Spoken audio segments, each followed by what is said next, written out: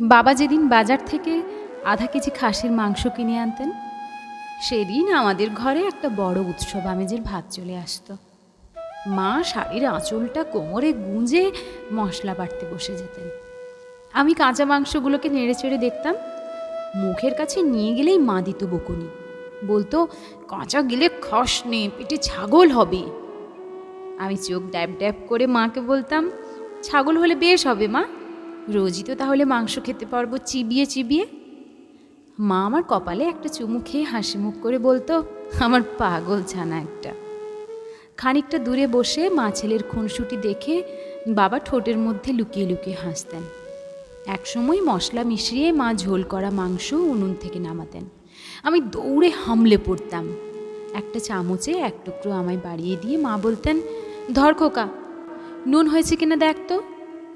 আমি টুকরো খেয়ে দুষ্টু গাল করে বলতাম, এক টুকরোয় কি বোঝা যায়, আরেকটা টুকরো দাও না মা, খেয়ে ঝটপট বলে দিই।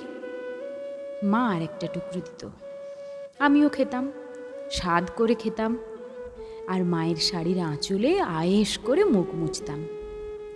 সেদিন বাবা আধা কেজি মাংস এনেছিল। এত কম এনেছে কেন জানতে চাইলে বাবা মুখ মলিন করে বলেছিলেন, আজকে ছাগলটা তোর মতো বাচ্চা, তাই মাংস কম দিয়েছে। সবে তখন 1-2 গুনতে শিখেছি। মা যখন মশলা বাটায় ব্যস্ত, তখন মাংসগুলো ধরতে ধরতে আনমনে গুনে দেখলাম মোট 14 টুকরো মাংস আছে। একসময় মা আলু মাখিয়ে ঝোল করে মাংস রাঁধে, 3 টুকরো আমায় দেয় দুপুরে ভাতের সাথে।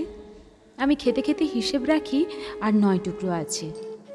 রাতে মা প্লেটে করে আরও 3 টুকরো মাংস আর ভাত মাখিয়ে দলা করে আমায় খাওয়ায়। আমি খেতে খেতে হিসেব রাখি আর 6 টুকরো আছে। এর পরের দিন সকালেও আমার প্লেটে মাংস আসে, দুপুরেও মাংস আসে। খেতে খেতে হঠাৎ হিসেবে গণ্ডগোল বেঁধে যায়। হিসেব করে দেখলাম 14 টুকরো মাংসই আমার পেটে। তাহলে বাবা মা কোনো মাংস খায়নি? অনেক বছর পর আমি যখন অঙ্ক করতে শিখলাম, হঠাৎ অঙ্ক করতে করতে একদিন একটা অঙ্ক মেলালাম। আধা কেজি মাংস যদি 14 টুকরো হয়, তবে 3 জনে 4 টুকরোর বেশি করে খেতে পারবো। কিন্তু যেবার বাবা মাংস আনতেন, প্রত্যেকবারই আমার ভাগে সব টুকরো পড়তো। অঙ্কটার উত্তর দাঁড়ালো, বাবা মা তাহলে মাংস খায়নি, আমাকেই খাওয়াতো পেট ভরে। অথচ বাবা মায়ের দুজনেরই খাসির মাংস ভীষণ প্রিয় ছিল। আর আজ আমরা 4তলা ফ্ল্যাটে থাকি 3 জন, আমি, আমার স্ত্রী ও ছেলে।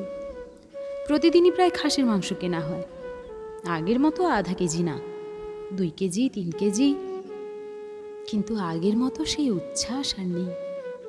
নেই মায়ের হাতের রান্নার সেই স্বাদ, নেই বাবার মুচকি হাসির মাঝে অফুরন্ত ভালোবাসা।